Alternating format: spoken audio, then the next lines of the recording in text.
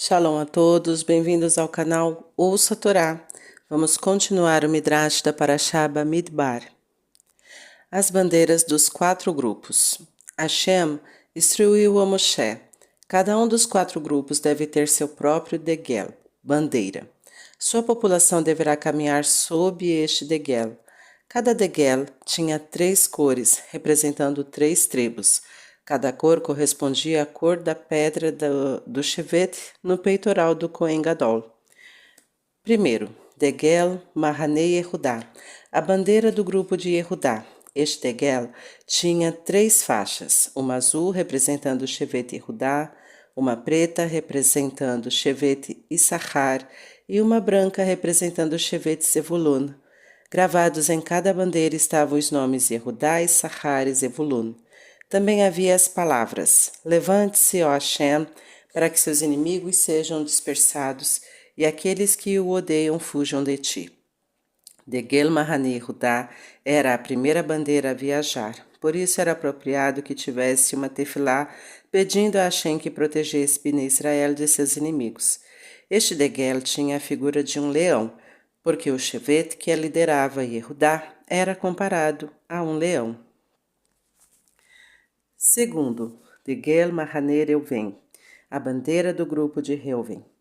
Este degel também tinha 3 cores, vermelho para Reuven, verde para Shimon e uma mistura de preto e branco para Gad. Ele continha os nomes de cada uma destas tribos. No meio estava bordado o Pasuk, Shema Israel, Hashem Elokeinu, Hashem Echad. Ouça, ó Israel, Hashem é nosso Deus, Hashem é um. Por que foi escolhido esse Pasuk? Como você se lembra, antes de Yaakov morrer, ele perguntou a todos os seus filhos se eles acreditavam em Hashem. Eles responderam com o Pasuk, Shema Israel. Reuven era o filho mais velho e certamente o primeiro entre eles a falar. Portanto, era apropriado que estas palavras se tornassem o tema do Degel de Reuven. A figura neste Degel era uma corça. Por que uma corça? Talvez isso remeta à bênção de Yaakov para Reuven. Uma corça corre rapidamente e Reuven era rápido como uma corça. Ele agia de forma rápida e precipitada e, portanto, cometia erros. A figura de uma corça lembraria este Shevet de ser cauteloso. Terceiro, Degel Mahane Efraim, a bandeira do grupo de Efraim. As cores desta bandeira eram preto para Efraim e Menashe, e uma mistura das cores de todas as outras bandeiras para Binyamin. Os nomes Efraim, Menashe e Binyamin apareciam na bandeira. Nela estavam bordados este pasuk. Bamidbar 10:34. A nuvem de Hashem repousa sobre Bnei Israel de dia quando eles viajam. Como a nuvem da Shekhinah sempre repousava no oeste, o grupo que acampava a oeste recebeu este pasuk, relacionado à nuvem de Hashem. Neste Degel estava a figura de um jovem menino, porque Hashem chamava o Shevet Efraim de um menino a quem Hashem ama. Quarto, Degel Mahane Dan, a bandeira do grupo de Dan. As 3 cores desta bandeira eram púrpura para Naftali, a cor da safira para Dan e a cor da pérola para Asher. Os nomes Dan, Naftali e Asher estavam bordados neste Degel. Também nela estavam bordados o pasuk de Bamidbar 10:36. Quando Aaron repousar, Moshe clamará, retorne, ó Hashem, as miríades de milhares de Israel. A figura neste Degel era uma cobra, porque nosso patriarca Yaakov comparou Dan a uma cobra. Quantas bandeiras havia? Você acabou de ver que no total havia 4 degalim, cada uma abrangendo 3 shevatim. Esta é uma opinião do Midrash. No entanto, de acordo com outros Midrashim, cada shevet tinha sua própria bandeira, de modo que havia no total 12 degalim. É possível que houvesse 4 degalim principais e mais 12 degalim adicionais, uma para cada shevet. Hashem ordena a Moshe contar Shevet Levi. Você se lembra que Shevet Levi não foi contado com as tribos? Agora Hashem ordenou a Moshe: conte o Shevet Levi e examine a árvore genealógica de cada levita. Por que o Shevet Levi não foi contado com as outras tribos? Eis aqui uma das razões. Hashem disse a Moshe: os Leviim, meus servos no Mishkan, são tão sagrados que seus filhos serão contados a partir da idade de 1 mês. Todas as demais tribos de Bnei Israel foram contadas a partir da idade de 20 anos. Somente os Leviim já eram contados a partir de bebês. Portanto, Hashem ordenou que eles fossem contados separadamente. O Midrash nos conta: Hashem ajuda Moshe a contar os Leviim. Quando Hashem disse a Moshe: conte os bebês meninos dos Leviins a partir da idade de 1 mês, Moshe perguntou: como farei isto? Devo entrar na tenda de cada família levita e contar os bebês? Isso não seria algo bonito de ser feito. Não se preocupe, Hashem assegurou Moshe. Eu ajudarei você. Não será preciso que você entre nas tendas dos Leviim. Moshe começou a contagem. Ele bateu na porta da primeira tenda levita, mas antes que ele entrasse, ele escutou uma voz celestial anunciando: há 5 meninos nesta tenda. Moshe anotou isto e seguiu para a tenda seguinte. Quando estava à entrada da tenda, a voz celestial proclamou: há 8 meninos nesta tenda. Desta forma, a voz dos céus ajudou Moshe até ele completar a contagem. Mais tarde, Moshe também teve que contar os primogênitos de Bnei Israel a partir de 1 mês de idade, como explicaremos em breve. Mas, para eles, nenhuma voz celestial foi ouvida. Hashem realizou este milagre somente para os Leviim, que eram de Sadiquim. Os primogênitos de Bnei Israel seriam contados para que Hashem pudesse substituí-los por Leviim. Os primogênitos não mais o serviriam no Mishkan. Os Leviim fariam isto em seu lugar. Como a contagem dos primogênitos de Bnei Israel era, na verdade, uma punição, Hashem não ajudou Moshe com a contagem. O resultado da contagem do Shevet Levi. Quando Moshe totalizou o número de homens Leviim acima de 1 mês de idade, ele encontrou 22.000. Com este total pode ser comparado aos totais dos demais Shevatim? Olhe novamente para a tabela que mostra os números de cada tribo. Você verá que Shevet Levi era de longe a menor das tribos. Isso é verdade. Muito embora os Leviim tenham sido contados a partir de 1 mês de idade, enquanto as outras tribos foram contadas somente a partir dos 20 anos, por que este Shevet era tão pequeno? Uma das razões é que os Leviim carregavam o Aron, e se os carregadores deste objeto sagrado não se comportassem com total respeito, Hashem os punia com a morte. Já que muitos Leviim morreram, este Shevet era tão pequeno. Outra razão é sugerida pelo Ramban em sua explicação sobre a Torá. Os outros Shevatim foram obrigados a realizar trabalho escravo no Egito. Quando a escravidão começou, Hashem prometeu: quanto mais pesado o trabalho que Bnei Israel tiver que fazer, mais eu farei com que se multipliquem.